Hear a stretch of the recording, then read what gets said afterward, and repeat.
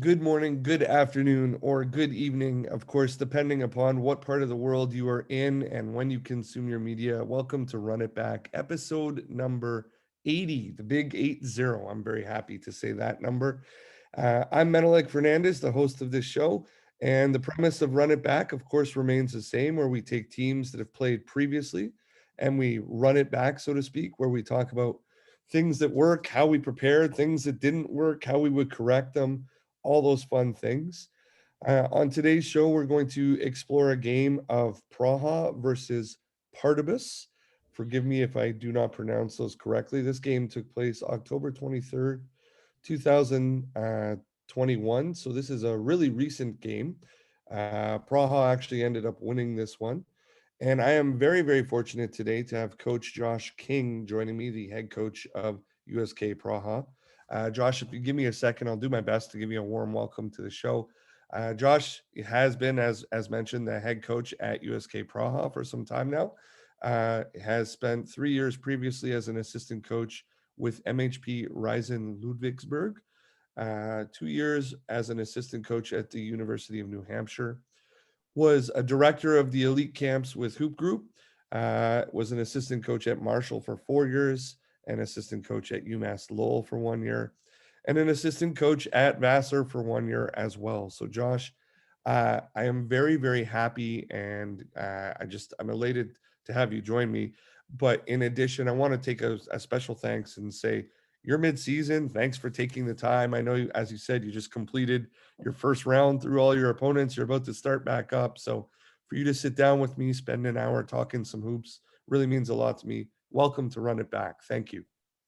I appreciate it. I appreciate you having me on. I'm excited to rewatch the Pardubice game a little bit, and it was a good win for us against a very good opponent, and I'm excited to kind of go back and rewatch some of this game as well. Talk about it. Love it. So let's start here. Give me a little bit of a background of your team, your league, the level of competition for somebody who's naive and might not know. Give us what's going on over there. Yeah. It's my first season as the head coach here at USK Praha. The league is a very solid league. It's a mid-level league in Europe. It's good competition for like a young rookie coming over from the US. Traditionally, this is a place where they have the best young Czech kids. Czech basketball is growing. Now they were in the Olympics. They were one of 12 teams countries that were in the Olympics. They were actually paired with the US. So it's really becoming more popular in the US. But this program usually has the best young Czech kids. So the goal is to grow and get experience with those kids. So I have a very young team, the youngest team in the league. I have 2 Americans on my roster. And I have 2 really good assistant coaches. One of them is an assistant with the national team who was in Japan with Czech Republic this summer, coaching against Durant and Damian Lillard and all those guys. So he's got a lot of experience. So I've got a lot of help here. And my other assistant played in the league for a long time. So they have been very helpful in guiding me and helping me and getting me prepared for my first season as a head coach in this league. Love it. And just as a side note, a humble brag for the show, the 19th country that Run It Back is doing. So love that. But in addition, the Czech League, I'm a little bit familiar with, as we mentioned when we were talking offline. A lot of Canadians end up getting over there to play as well. So that's pretty neat. Now let's talk more specifically about this particular game. So we're recording on November 5th. This game took place October 23rd. So pretty recent game. When do you start your scout process? How many games are you watching? Let's go through the process for you.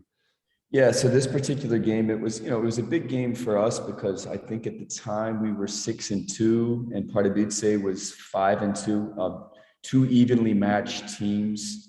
The guy who's the head coach there, his father, the head coach at Pardubice is Dino Repreza, who I replaced him here. Okay. So he was here, he left to go to Pardubice. So obviously the players know him, good guy. He had done a great job here for 3 years, really helped build the brand here. So obviously you have that component. The guys who have played for him, are going to be up. He's going to be up and play against them. So That's just a little side note. Right. Besides that, he's got good players, very good coach. They had played a game in the middle of the week.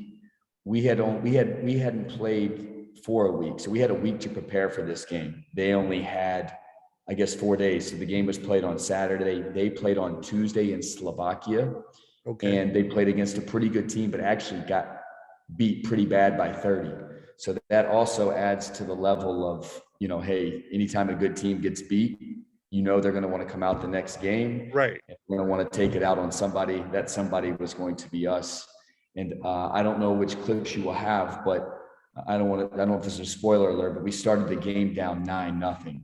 So it got very interesting, and we had to figure it out really quickly as the game went along. For sure. So with the scout process, there's all those elements. Talk to me about what you're actually delivering to your staff, what you're delivering to your guys. Like, is it all video? Is it paper scout? Do you rely on the players to, I'm sure they've probably had lots of experience with each other over the years. Do you rely on your players to give feedback? What goes into a scout for you? Well, we have a young team here. Like I told you, our oldest player is 28. So he's the oldest guy. The next oldest guy is 25.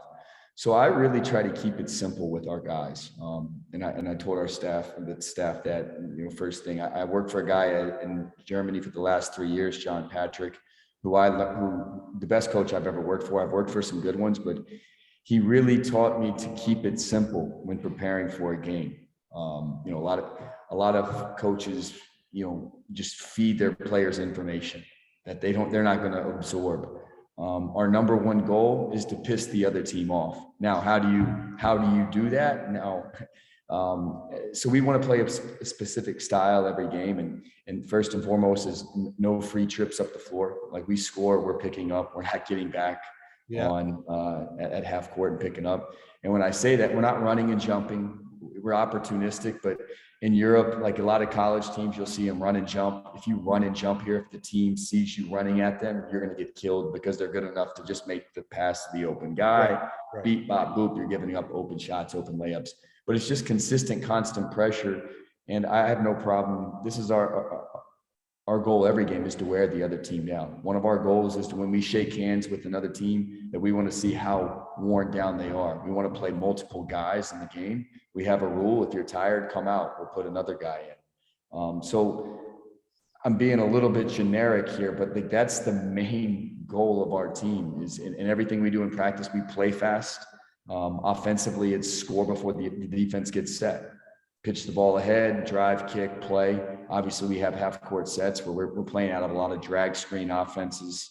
But we want to play fast and quick. We're the second leading scoring team in our league, besides Nymburk. I didn't tell you that earlier, but Nymburk has won this league 15 years in a row. They play in Champions League, so they're the team everybody's chasing.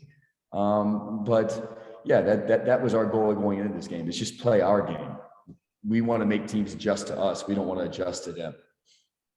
Love it. So then, in that week of practice leading up to this game, what kinds of things would you focus on? Obviously, if there's a spectrum, you're leaning more towards focusing on your own stuff as opposed to focusing on what the opponent is doing, and then being really good at what you guys do.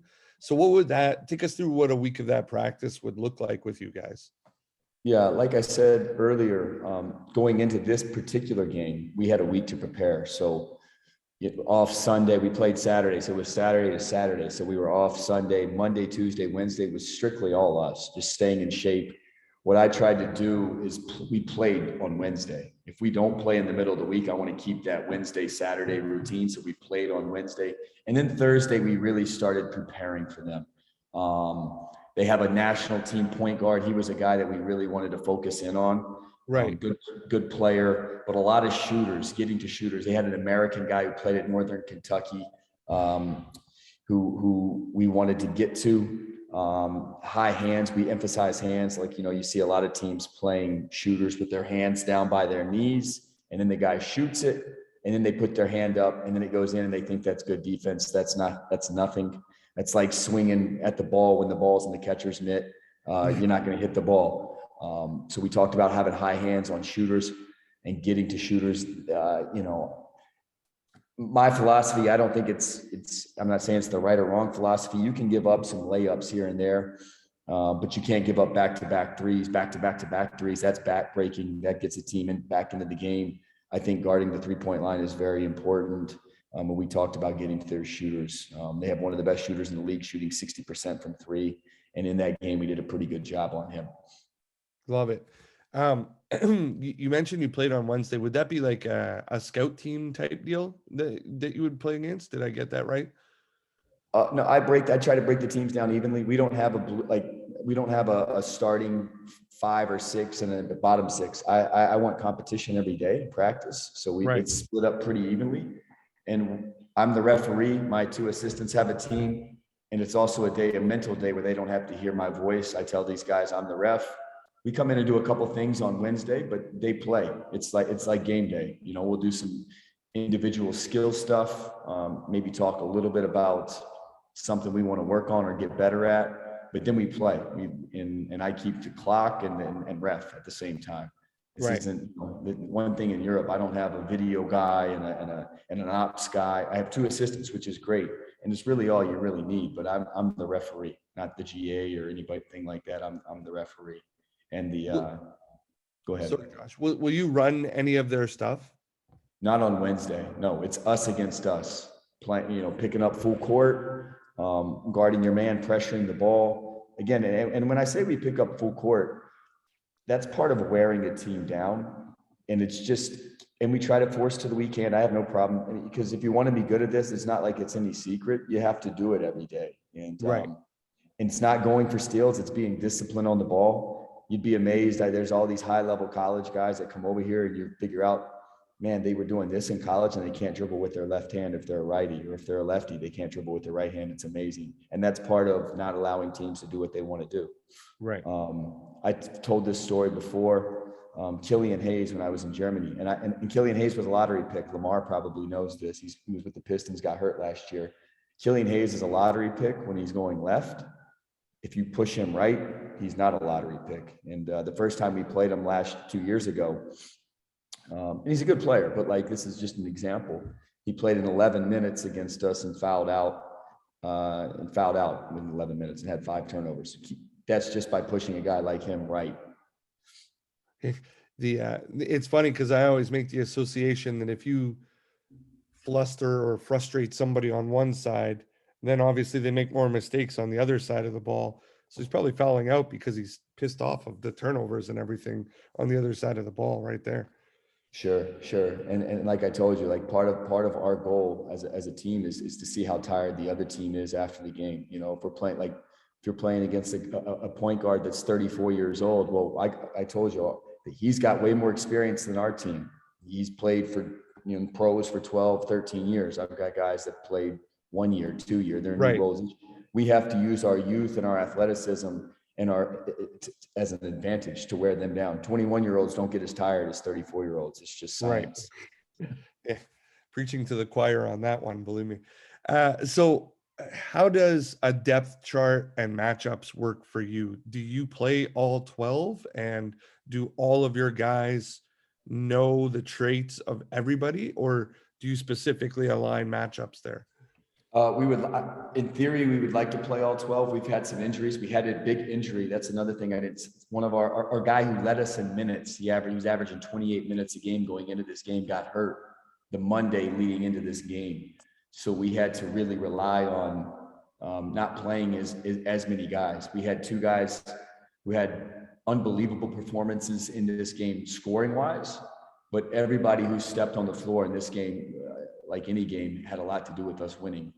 One thing our team has really done this year is I'll be honest, our 5 guys I rotate 3 5-men, and their job is to screen, roll, or screen and pop, depending on what it is. And if they score, it's going to be off of offensive rebounds or dump offs. That we don't run plays for them. Right. They've accepted that role. If they want to go get the ball. We run a lot through our guards. I have a really good young American who's going to move up in Europe at some point if he keeps working hard and staying with it and stays healthy. Nate West, who is actually the Division III National Player of the Year 2 years ago, the COVID year. He's from out of Texas, but he could play at any level in the country. Really, he's Steph Curry at 5'9". So we're lucky to have him here. But like I said, he's not the only guy on our team that can play. But in this game, he had a very good game for us and stepped up in a big way with missing a guy who was hurt and leading us in minutes. So will all of your guys then get like the character traits of everybody? Like they're all expected to know what everybody does on the other team? Yeah. Yes. We today, for example, today, I know we're talking about Pardubice, but we had a video session this morning, and that's part of focusing, knowing exactly who you're guarding. If this guy likes to go right, like I said, we really focus on which direction guys want to go. If a guy's a really hard driver right, we don't let him go right. We push him left. And I know a lot of people say, yeah, we all do that. But then you watch games and we just let a team, I watch whoever. Yeah, we said don't push him right, but then don't let him go right. We don't let him go right. Right. Or whatever that may be. But everybody needs to know, because if you get stuck on a man, that's basketball, right? Transition defense. You don't have a man. So you might get stuck on a guy who's not particularly your matchup. It's not an excuse. Well, I didn't know what he did. You have to know what everybody on the other team does. And that's something that gets drilled early in the week. Like, I know we said maybe we're not working particularly on what Pardubice does, but personnel is the most important thing to our scouting report. It's the number one and the most important, way more important than what they run. And we talk about that team from the beginning, personnel wise, from the beginning of the week. Monday, we'll start talking about that. Looking back at this one, what did you really identify as being like your big advantages coming into this game? Our advantage, I think just the way we play. We play smaller than a lot of teams in the league. I've taken that from the guy I worked for in Germany, and that's kind of like small ball is becoming a thing. Right. I think that's an advantage we have in this league is still here. It's more of like a traditional power forward-ish type guy in a center, where like a lot of times I don't have positions. I mean, you have to have 5 guys out there on the floor, but a lot of times our 4-man is a 6'4" 2 guard. Right. Plays the 4, and our 5-man's a 6'6" 4-man. So I think that's always our advantage. But to me, our advantage is our style of play and just how we're going to wear it. We're not going to knock you out in the first minute. We know that, but we just want to grind you out and wear you down. And hopefully by the 3rd, 4th quarter, their legs are heavy and tired, and we want them to wave that, like, whatever, the white flag, man. We're done. That's the goal. I want to go back just because I think that's a perfect segue to something that you said briefly before. This game did start off 9-0, I believe it was. Mm-hmm. And there was no timeout, and you let your guys figure it out, and they did. So do you have that extra bit of confidence in your guys being able to figure it out because of the style of play? A little bit. I think the game was 7. I think it was 7-0. I want to say we called a timeout. Maybe I didn't, because I went back and watched it after, but obviously I didn't watch it before we did this segment. And then we gave up a basket right there. Obviously, we have ball screen rules. Right. Our ball screen defense stays the same no matter what. And I try to keep that simple because I want to get really good. We want to be really good at ball screen defense, right? Some teams say we hedge on this, we're flat on this, we ice on this. We have one type of ball screen defense, and we push into screens, first of all, and we have like a wall ball screen defense. I learned it coaching in Ludwigsburg. I think we've gotten pretty good at it. Obviously, there's mistakes. There's always going to be mistakes in ball screen coverage, especially in today's game with pick and roll. Everything's pick and roll, pick and roll, pick and roll. Right. But if you can limit the number of your mistakes, usually that's the team that wins the game, right? The team that makes the least amount of mistakes wins a basketball game or wins any game. So that's obviously a goal that sounds simple, but that's our goal going into games. Low turnovers, play fast, crash the offensive glass. But again, it's sticking to our principles, and this is what we do. This is what we do. We don't try to change so much for the opponent. And if they beat us at our game, But I think teams that do a little bit of this and they do a little bit of that. And we do this when this, you're not good at anything. That's just my opinion. So we're trying to get really good at one thing. Obviously you can always counter a little bit. We have counters, but we don't want to get to those counters. So I want to say I did watch the all clips version. So if I'm wrong about there not being a timeout call there, I apologize. It doesn't always pop up in the all clips version from Synergy. Going into the game, what are some things that you have your assistants tracking, and what's of importance to you from the box score in a game like this? Before the game, like, it's funny, like I had to learn this as an assistant, right? You kind of like over time, you kind of figure out what the head coach wants, right? What's important, what's his philosophy. Obviously you spend a lot of time together, but maybe it's, oh, I didn't know that. The biggest thing is press offense. What's their press offense? Who takes the ball out for them? Right. Who are their main go-to guys? There's always a guy that, like any game, you want to stop. But we really put a lot of emphasis on particular, one or two guys. Like if we stop this guy, this is the most important guy. It doesn't always have to be it's not always the scorer. Maybe the scorer needs someone to get him the ball. If you see, a lot of teams only have one or two guys that can really handle the ball. That's one thing we do. We try to take the ball out of their facilitators' hands and make somebody who doesn't want to handle the ball bring it up. Right. Like we don't play on the ball. Like, so if they're going the length of the floor and their three guy takes it out, we're denying their best ball handler. They got to throw it to the weaker ball handler. That's something we always do. The weaker ball handler's got to bring it up.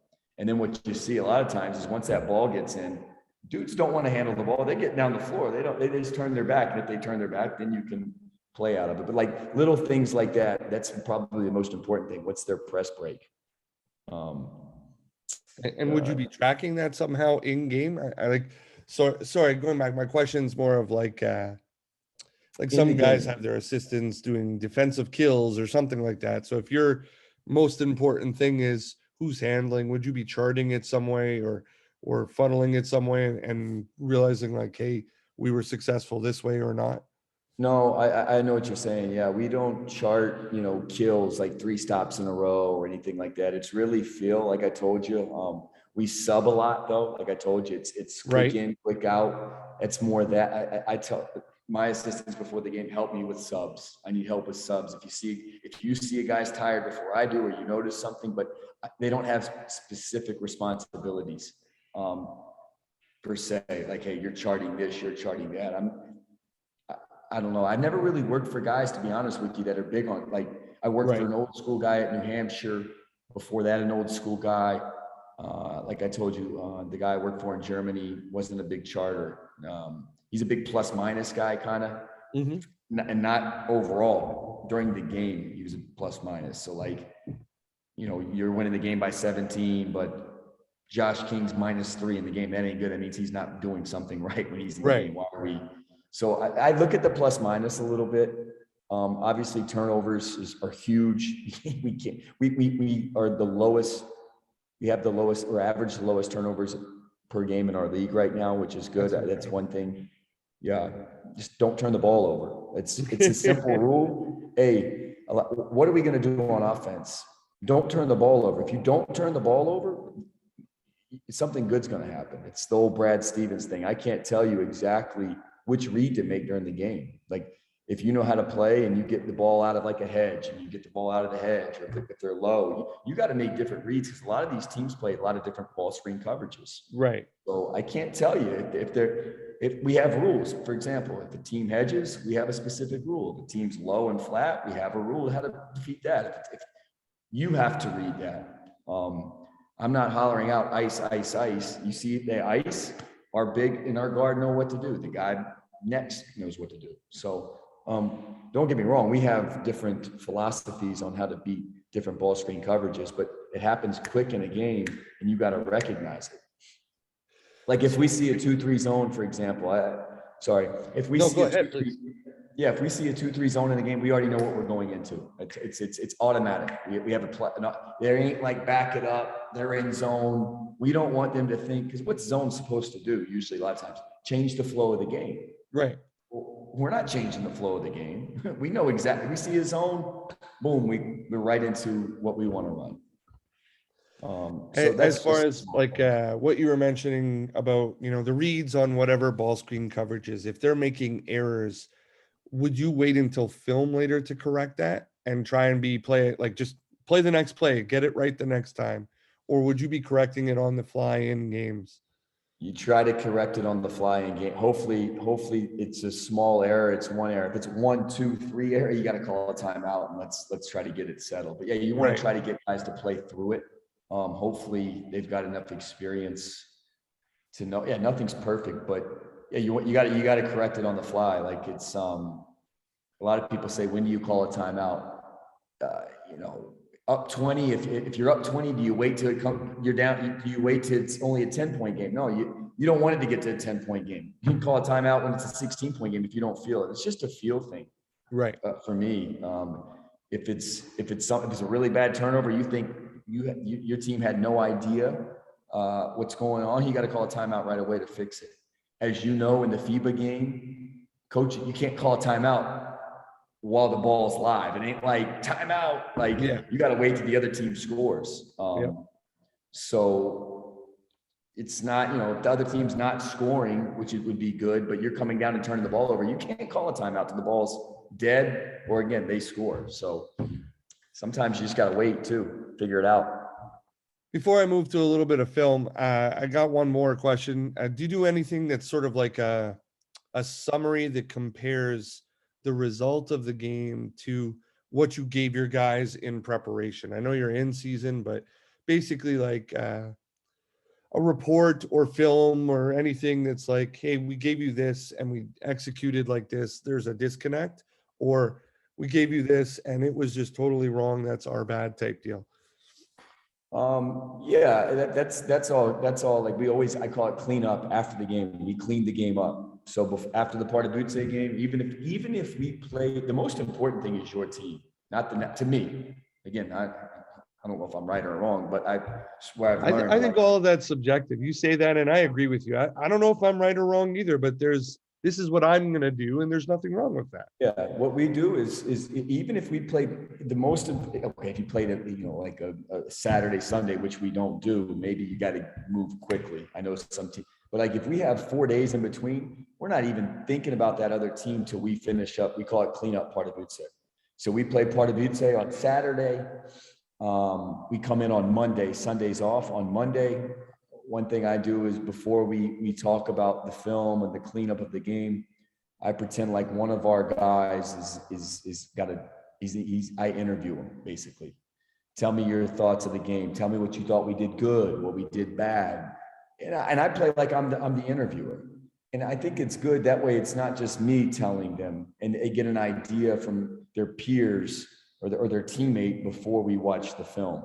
But yeah, on the film, it's always we did this good, we did this bad. I don't know if it's anybody's fault per se. It's because it's it's my fault, your fault. We're together. So yeah, we're always, this was good, this was bad. And you just learn from it that way. I know for exactly in my head, one thing we worked on going into Pardubice was if they deny our point guard, like make somebody else bring the ball up. And our first basket of the game, they deny our point guard, our 4-man's bringing the ball up. We executed exactly how we wanted to execute when we were down 9-0, hit a 3. So that was like right off the top of my head, got us going into the game. Will you sandwich feedback at all? Like good thing we did, bad thing we did, good. Like, is there any method, or are you just like, this is the good section, this is the bad section, deal with it, guys, we're going through it? Yeah. Where I previously was, it was usually this is bad, bad, bad, bad, bad, bad. But do we have any good? Like, you know what I mean? Because obviously as coaches, we're more inclined to be like negative, right? Like, oh God, we got to work on this and this. But here so far, we have just, this is good, this is bad. I think a little bit of This is bad, good, bad, good. That way it's not just totally, but with that being said, there's more bad on there than good. Sure.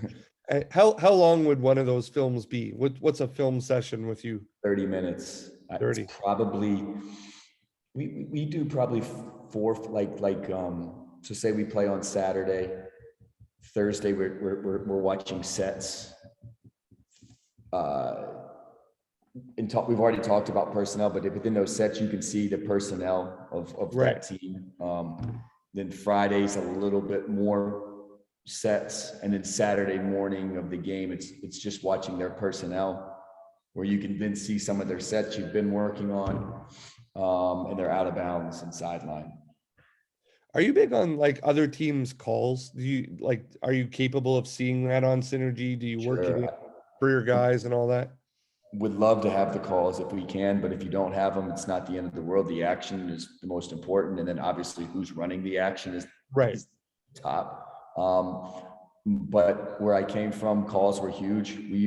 I think it messes with teams a little bit. Like, even if you don't know the call, you relay. If they're calling four, call four. I think it messes with teams.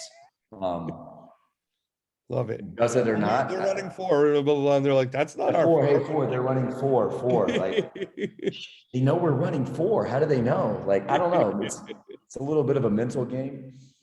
Love it. Love it. I'm going to move into a little bit of film. As I mentioned, I'll play each clip 2 or 3 times.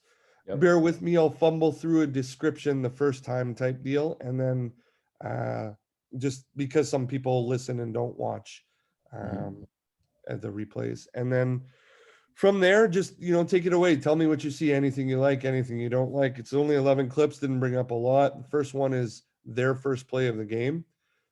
So they win the tip, they're coming down, and we've got the ball moved to the offensive left slot, put back up top. They get into this little, they run this a few times, cross screen into chin type action. And then they reverse the ball, creating 2 sides on both sides of the floor, get a wide pin down going, comes off of it. And now this is basically like a top pick and roll where they're attacking towards the double side, and a single side is the roll. The man falls down, doesn't get a good shot out of it, kicks it back out, and then ends up hitting the long contested 3. So I don't actually know if that was a shot and a rebound or a pass in there, but Josh, talk to me about the set that they have. Talk to me about what you see. Do you like how you defended it? What would you do different? Any of those kinds of things? Yeah, this is one of their most popular sets. They get a lot out of this action here. This is the freezer. If you freeze it right there, if you mess this little curl up by number 32, he's a very good shooter. He's the kid who played at Northern Kentucky. He was good at Northern. I think he averaged like 14, 15 a game there. But my point is we defended that action good. This little back screen here, we would like to flip that with the corner guy. That opposite corner guy should be taking 4, and we should be bouncing off there. 17 should be taking the corner guy, the far guy in the right corner. But regardless, this isn't what hurts us. Once the play gets to the double side, I'll show you we are not too good here. So this little pin down, okay, fine, good, go freeze it. 15, the guy guarding the top guy up there in the right slot, free throw line extended, should be way more closer to the ball. Right. Yeah, he should be in. 21 is responsible in our defense for the roller there, number 9. So we're all messed up here. And then as you play it, there's a loose ball. I'm more mad because there's a loose ball. We don't get the ball. Loose ball, we don't get that ball. We play it now. And then what happens? They get a wide open 3 here for probably the best shooter in the gym, a guy we had talked about all week long, not giving him open 3. So first play of the game, the guy we don't want shooting the ball gets this look, and then freeze it, go back. Also, our guy here, 15 in blue, is just standing around watching. He should be getting to that shooter. I don't know if he knows that guy's even open, but that was something we talked about. He just kind of stops playing. I don't know why he stops playing. And we give up a wide open 3. Not good. So Oh, sorry, not the start you wanted, I'm sure. I want to go back and ask you about something that you just mentioned. I thought this was interesting. So on this action, which I would call chin here, just coming off that back screen down the center, you want 17 to go out to this corner, and you want this gentleman who's guarding the corner to pick up the gentleman who's coming off the Yes, back screen? the gentleman there, this is who's guarding the guy in the right corner. If you notice, the ball is way over here. There's no reason to be guarding that. That guy's a good shooter in the corner. Don't get me wrong. We don't want him to shoot, but we just gonna flip that. Yep, he's gonna take Like that. here, and 17 is gonna flip out. That's neat. I like that. I've never seen that done off of chin action. I learned something today. I may steal that, coach, just so you know. Yeah, and it's a tight curl there, but usually when they run it, the chin action's a little bit further over to the right, where it's even easier to flip. That's a Right. little bit of a long flip there, but we still want to flip that. And if he's in better position, it's easier to flip. If the blue guy in the corner there is loaded up, we call it loaded up to the ball. If he's closer to the ball, it's Right. way more. He's just guarding his man like he's playing. I call it youth basketball, 10 and under, 12 and under. Just I got my man, but the ball is what's going to hurt you. Right. So like if he was loaded up, would you have him rim line? Would you have him lane line, or like 1 foot in, No, 1 he foot would out? be closer to that. He would be closer to that block area, a little bit higher than the block, but not quite to the block. Nice. And then in essence, what you would be doing is the same idea as a peel switch, where it looks like this is 17 is just basically peeling off, and the gentleman there is waiting for the person coming off the back screen, and we're good. We're even. Yeah, I guess that is a peel. I think peel that's one of those funny phrases now, because sometimes I'm like, no, we're not peel switching. We're not getting beat on the ball and then peeling Right. off to peel. Sometimes is you get beat on the point of the ball. But yes, I guess you could call that a peel switch. Yes. Perfect. This one is your first play of the game. Kind of looks like a horn set to start. Enter to the offensive right forward, who is in the slot at this point. There's a away screen, I guess you could call it. It looks like a pin down, but angled Yep. almost like an away. So basically turns into pin down handoff action, moving left to right across the floor. After the handoff, we get a little flare. That flare is on an empty side as we've cleared out. So there's a double side on the offensive right side. We reverse the ball and we get a pretty good shot, in my opinion, just doesn't go down. Talk to me about your first action. Do you execute it the way that you like? Do you get the read that you want often on this one? What happens if you go deeper? All those fun things. It's exactly what we wanted. The shot didn't go down. So it's a good shooter there. It's a popular action, freeze it. 32 takes a bad, I mean, I don't know, I'm not them, but if I'm 32, I'm not going under on him on this flare, because this guy's a pretty good shooter. Right. But he goes under, we hit him. If he goes under, he does go under. We get a good shooter with an open shot to start the game. Hey, he just doesn't go down. Executed it fine. Nothing wrong with that at all. If you don't get this read, what ends up happening beyond? What's the play after the play going on here? How do you guys continue to attack? Get into a pick and roll. Big guy comes and sets a pick and roll for 24. Love it. And the flare screen, do you ever dive him on this action? No, we don't actually. This was just something to start the game. This isn't really a set of ours. This is just like a little counter to start the game. We don't. I couldn't even tell you the call for this. This is just a little read we wanted to get into. Usually we would have our point guard go out to the left side there. So you're going to attack the two side. And then usually maybe, I don't even know and then maybe you cut, depending on how they play pick and roll, then you attack. It's developing in your mind as we speak. You're like, yeah, I like this. Maybe I'll throw it back in. No, yeah. It was just a little something we drew up to start the game, to get us an open look. That's what I'm saying. It was just to get us an open look, and we got an open look. Didn't fall. It's okay. The guys did exactly what they were supposed to do. So this brings me to going off on a little bit of a tangent, but I'm sorry about that. But that's actually very intriguing to me. How often will you put together something on a board that is not something that you've rehearsed, worked on a lot? Just like, let's see if they can pick this up, and how good are your guys at adapting to something like that? Well, this was a simple action. This is an action we run. We just kind of put a guard in in a different spot on the floor. But this wasn't something hard. It's not like they've never done any action like this. Right. And any counter is always similar to what they've done, unless it's an end of game situation. But even today, like today in practice, we call it 3 trips. We go up the floor, we play driving kick, come back down, we run like a drag screen, early offense type thing, and then I call out a set, and we run a half court set. If we want to work on something, usually we will do it in practice. I don't like. I say, hey, and it's new, I'll say, hey, we might call this tomorrow out of a game, but I don't like to just totally draw something on the board in a timeout, and they've never had any idea. They've never seen it. You know what I'm saying? So if it's something I'm thinking about, or my assistants have given me and it's something good, we will talk about it, or at least kind of show them, have an idea. That way it's like, hey, remember we walked through this in practice the other day. Oh yeah, they've already done it. Not, I'm a terrible drawer, so. I hear you. When you're doing that, the half full, as you're saying, like the 3 trips, I call it half full, sorry, because we start usually with like a free throw action or a half court set or something like that. Sure. When you're going on that last trip, you're randomizing that set, whatever it's going to be. So when you do your half, you do your full. Once they score on our, so we go down, and we come back down. When they score it, I tell the point guard, I call out a random set. That way they don't already know it. You know what I'm saying? That way let's see how they react.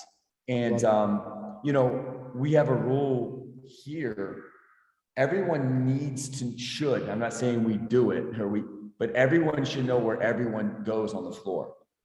So if my 5 guys playing the point, in theory, I'm not saying it's always, you should know what the point guard does. Point guard should know what the 5 guy does on everything we do. I just think that's important. Some people, like, I don't understand, like, I only know what I'm supposed to do. So you don't know where your teammate's going to be on the floor. I think with spacing, that's very important, to know where your teammate is going to be and what your read is and what you're looking at. And I think if they know where their teammate's supposed to be, then it just helps with reading the game.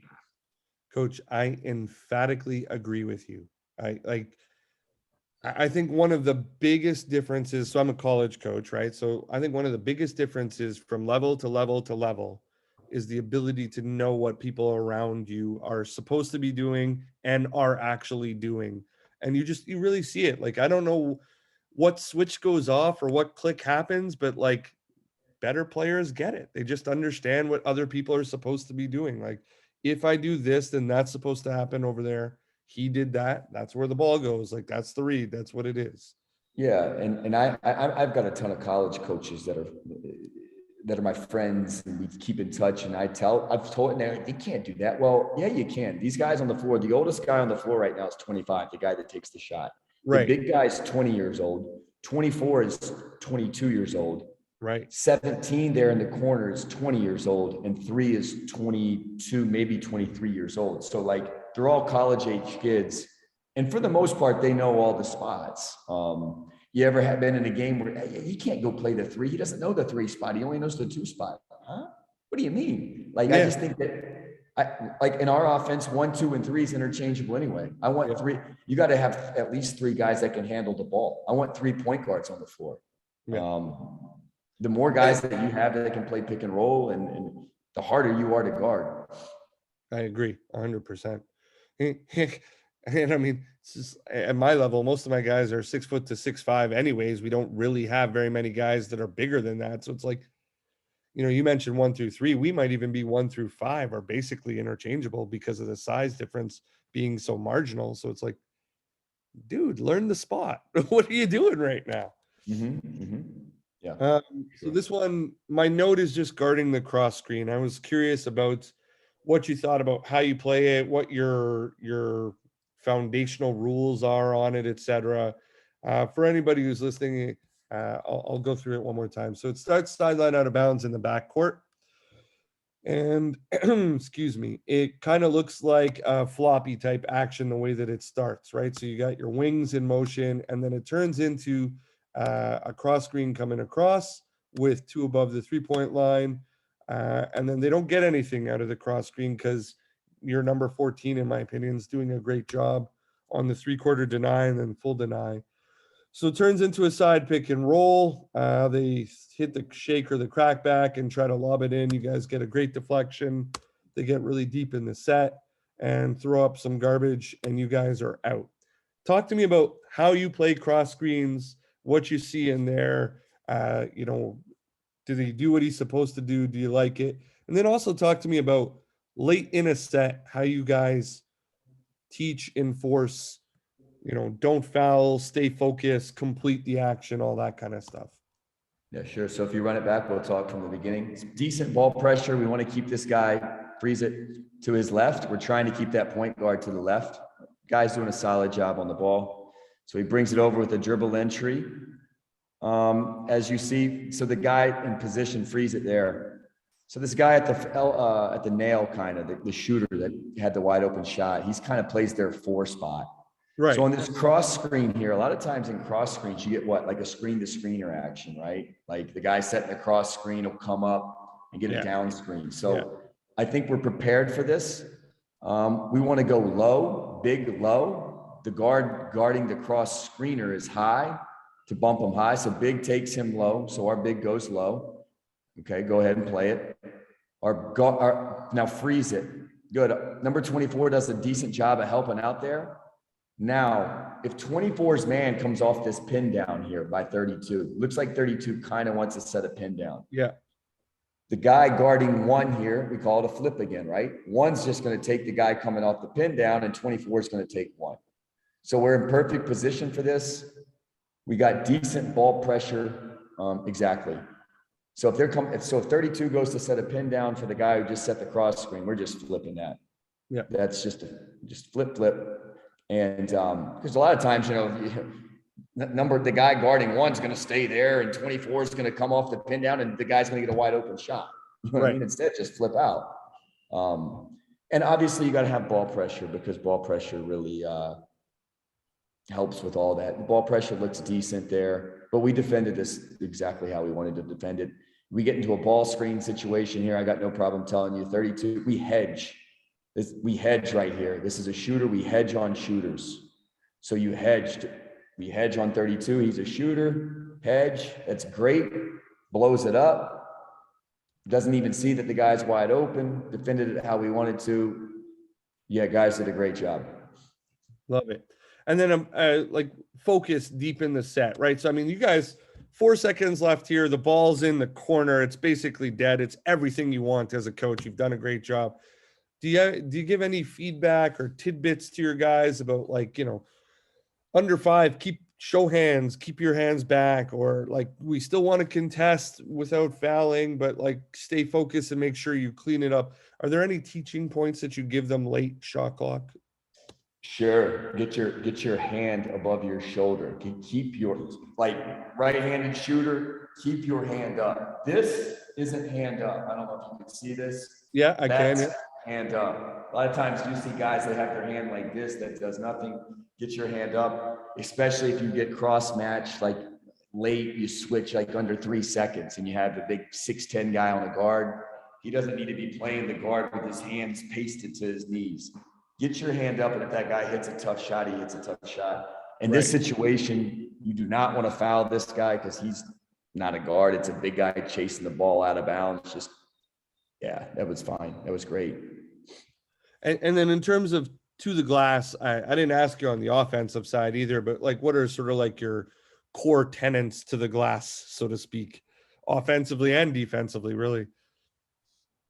We have 1 safety. For the most part, in theory, this is all in theory, right? Right. we never make a mistake. Let me the damn ball. That's my theory. Yeah, we kill everybody. No, in theory, 4 to the glass. Go. We shoot a lot of threes, long rebounds. This little guy here, number 3, does a great job. He was I think I just told you, he was the Division III National Player of the Year. He averaged 8 rebounds a game for Laterno in Texas. He's starting to rebound it well for us. He's got just a knack for but rebounding is, when that ball's in the air, the best rebounders know where the ball's coming off while the ball's in the air. They can sense that. Yep. But we send four to the glass on offense. On defense, we're smaller than most teams, so we have to be quicker to the ball, all five, and then we're out. We're supposed to run, but we don't run till we get the ball. So, love it. Basically, the next play, if I'm not mistaken, you guys bust out on it. And this question is a bit of a staple on my show. Transition threes, coach, yay or nay in your offense? And if yes, what does a player have to do to be allowed to shoot them? And for anybody who's listening, all this is just we bust out, we attack the offensive right slot, we get a drag screen, we hit a step behind three, knocks it down. So for you, coach, what's the theory on it, and what do you have to do to be able to have that green light? you got to be able to make them. Yeah, this kid who gets the ball, he's the guy I told you about. I'm not just trying. He plays like Steph Curry at 5'9". I told you, very good college player, could play anywhere in the country. He's allowed to do this. He's proven it in practice. I think like in practice, you prove it. He's probably in terms of this one, just that quick, him and one other guy probably are the only guy on the team that would take that. I mean this, our team has done a great job. As you see, we hit the shot and the assistants are fired up there. Like we get good energy there, you can see. But yeah, guys know their roles on our team, who's allowed to take that and who don't. And that's not nothing you ever really talk about a lot. Like, I guess if a guy took it that, I'd be like, yo, what are you doing? But right. This is the guy who had the ball in his hands. That's perfectly okay. So basically not too many awkward conversations at your level. Guys just kind of have a sense for what they can do and what they can't, and you're willing to go with what they're comfortable with, basically. Correct. And if, again, the other thing, it's different levels too, right? So like, and I mean that, and I don't mean this in a bad way, but I don't have to deal with a lot of attitude. I don't have to talk to him. I'm doing one of these for you right there, coach. Because if you don't like it, you're not calling this guy I don't talk to parents, AAU coaches. If you don't like it, sit down. Go. I'll find somebody else that wants to do it. We'll find somebody else that wants to do it. So maybe that's why it's a little bit different. I think we have the advantage at the pro level, but yeah, this is your role. Do it, or you don't do it. We'll find someone else that wants to do it. Right. And it's, I mean, you might have hard feelings, but there's none on my side. It's just, this is a job. This is what your job description is.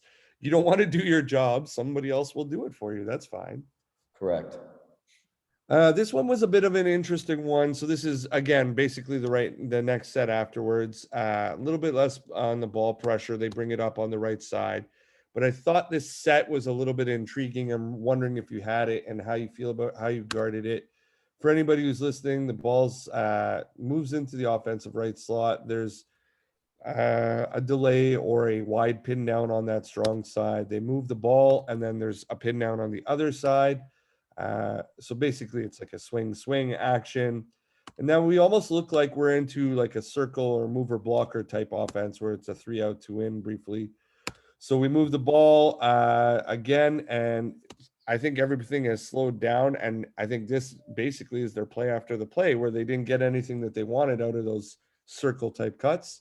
So we end up with a step up angled screen attacking the empty corner. They throw behind and they shoot from what would be the tag position, I suppose, on that. Talk to me about how you defended all of this in conjunction. And I'm sorry if my description is a bit too crude comparative to what happened, but I think basically what you end up with is moving towards an empty step up with a 3 side behind the ball. Yeah. Can you hear me? My internet's a little blocky here. Can you hear me? Did you? Yeah. Like, so we guarded all like all this false, I don't want to say false motion, but in Europe, if you freeze it for 1 second, it's about covering false motions. I did a podcast a long time ago with the guys over at Slapping Glass, and we talked about in Europe, you cover this and this and this to get to the pop. And in this situation, we covered all their actions, their false actions, which you have to be aware of, because if you get caught sleeping, they'll make you pay. And then you had the step up. We covered it pretty good. Like in our situation here, we would like to, if he uses that step up and doesn't throw it back, again, we want to make him throw it back to where he did, but we would like to trap this if he uses it. But our guys, if you notice, our guys are in decent position. The guy guarding the guy who shot it should be a little higher, almost to the top of the key, Right, and a little bit further over. But our guys are doing a decent job of moving towards the ball here. They're not totally attached to theirs. But yeah, it's not terrible defense. No. I noticed on this one first. Let me give a shout out to Dan and Pat. They're friends. Dan actually did my show many episodes ago. Love those guys doing doing a great job at slapping glass.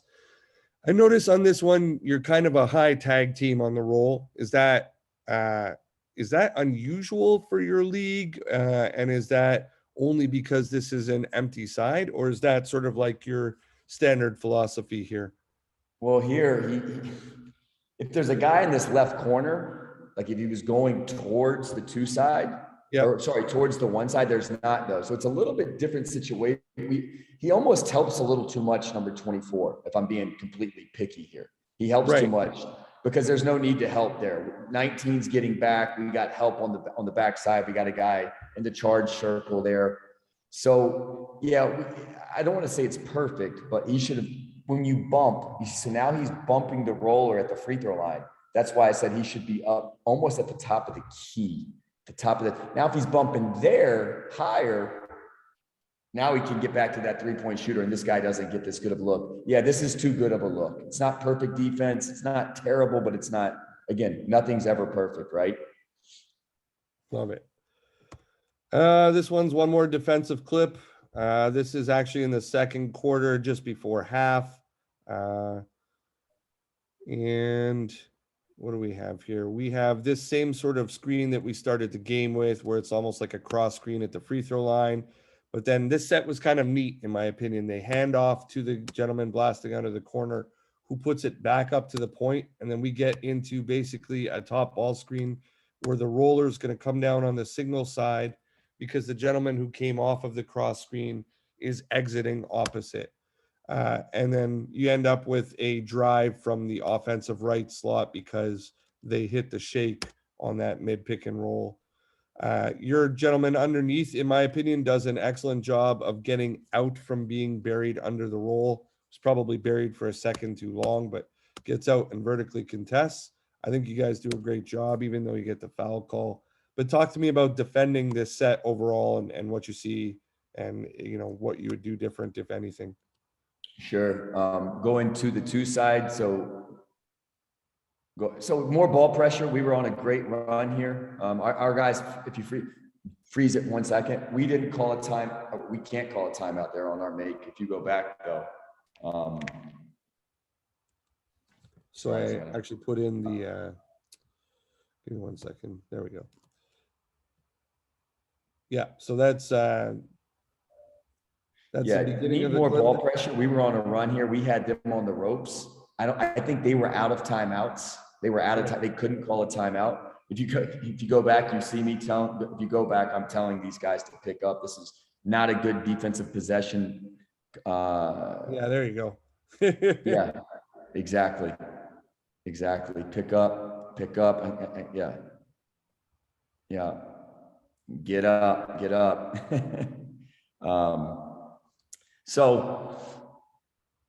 So now, yeah, so if you play it good, we handle this okay. Now freeze it.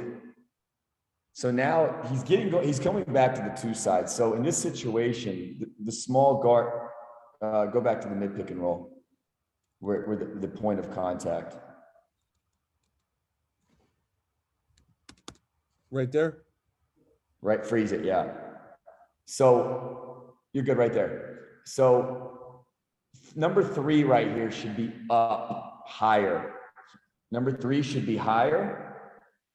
Almost like lane line, higher than lane line extended to the 3-point line.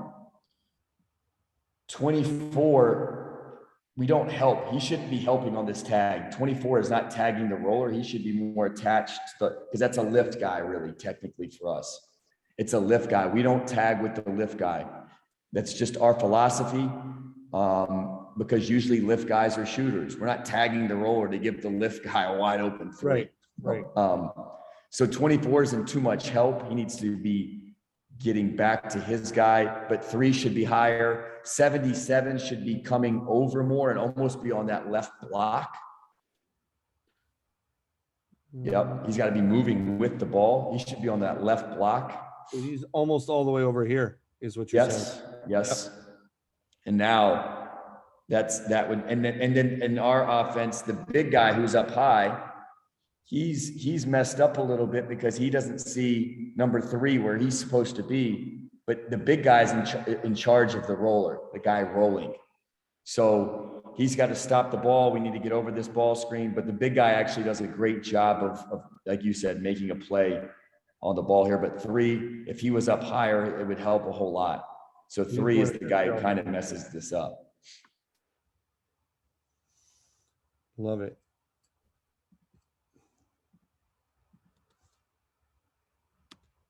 Is there anything that you would teach to, like, I'm assuming he's supposed to be coming on the underside so that he can help.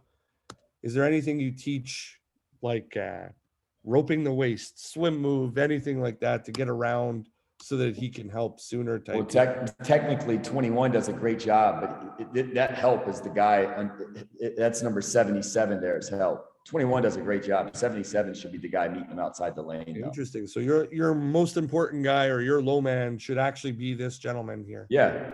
Look at that. Like if he steps up and then 3 gets your guy, 3 gets your guy inside there. 77 should be meeting that. He should be taking a charge. Love it. This is, I'm assuming you guys were trying to create a 2-for-1. This is in, if I'm not mistaken, I believe this was an ATO, sideline out of bounds, 42 seconds left in the first half. You guys have definitely stretched the lead at this point.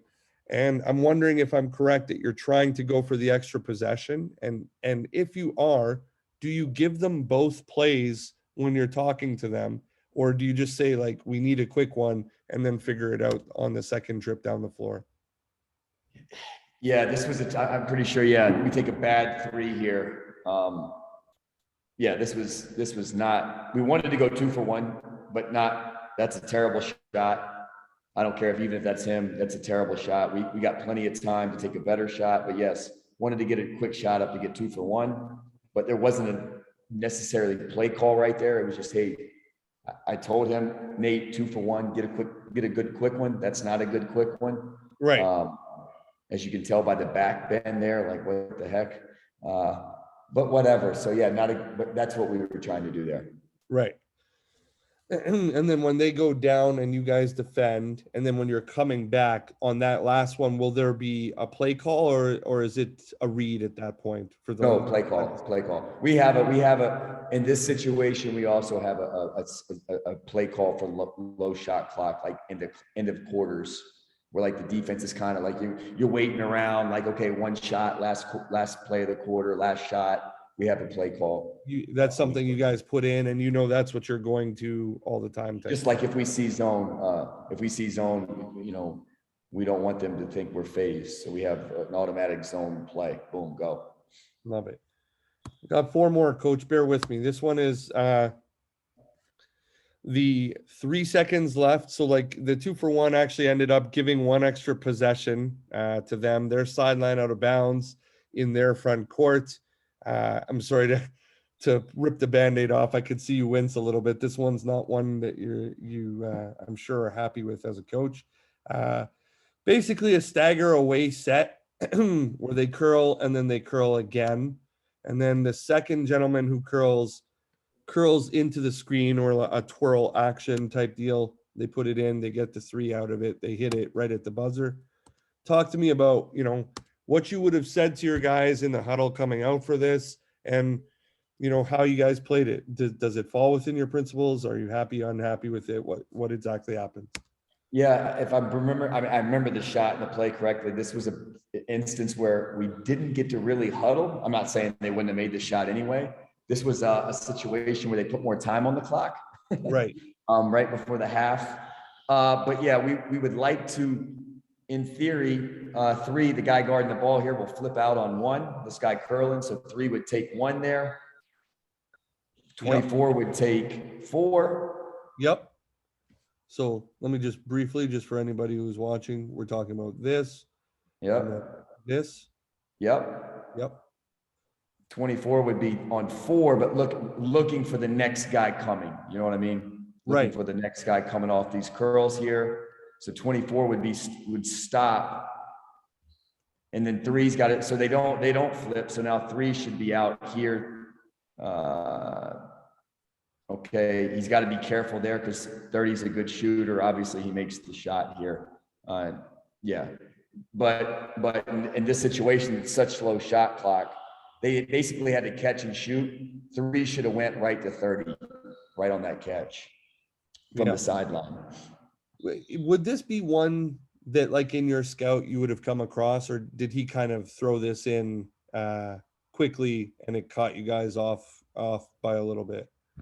Yeah, we did. This was just something that was on the fly for them. I'm sure maybe they have a special side out play, but this is not their side. This is not their traditional side out to get the ball in bounds. I'm sure this was a special situation, something that hopefully if we play them again, well, we will play them again, we have to be prepared for in short sideline situations. This one is second half in the third quarter. I would almost call this is similar to the action we were talking about before that you guys ran offensively.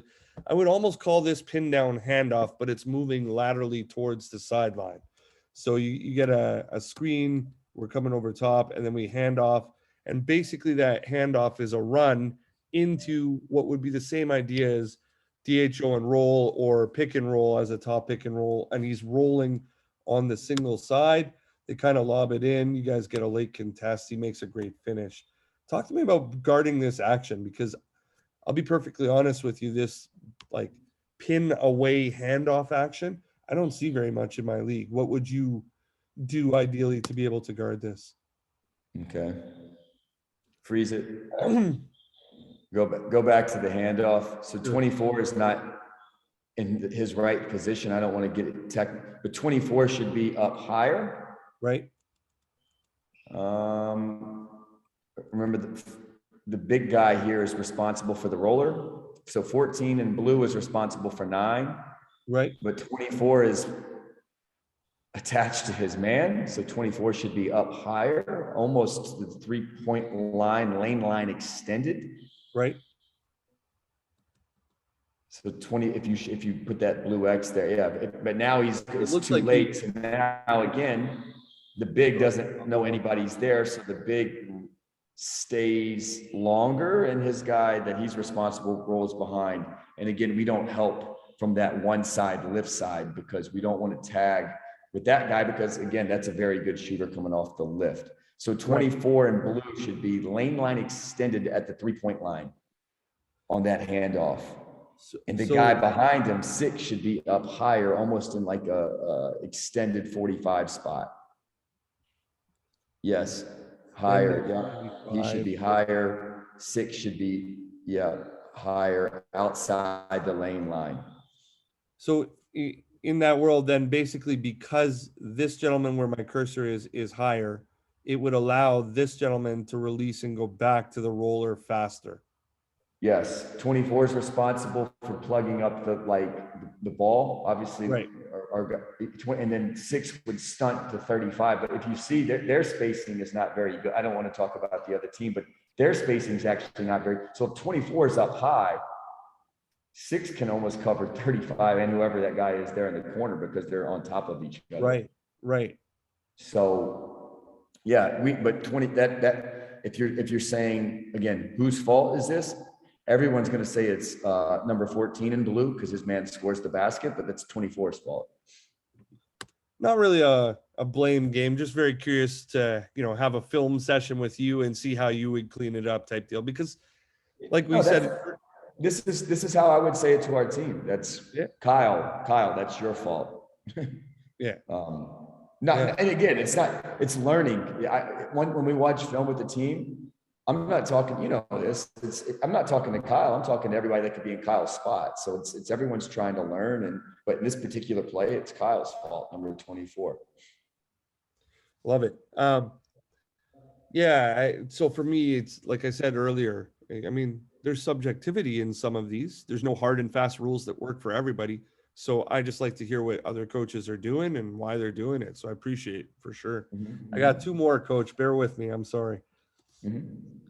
This one is really late in the game, and it's just basically defending a ghost screen and how you guys would do it. So they take basically like a horns alignment and slips out of it really, really quickly and places your big forward in a tough spot, of course, places your ball defender in a tough spot.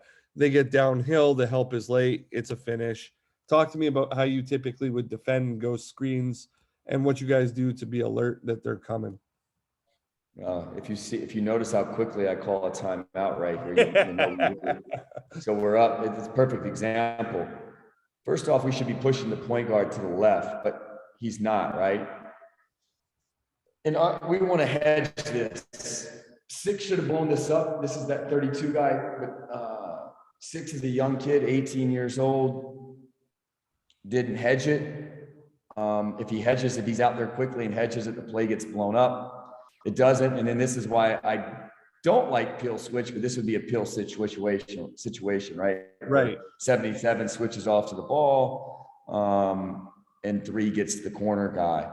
But if you hedge that, like we did a good job in this game of really not letting 32. I know he made the first basket of the game, but we did a good job of staying connected to him. We just totally messed this play up, but 6 should be hedging on that.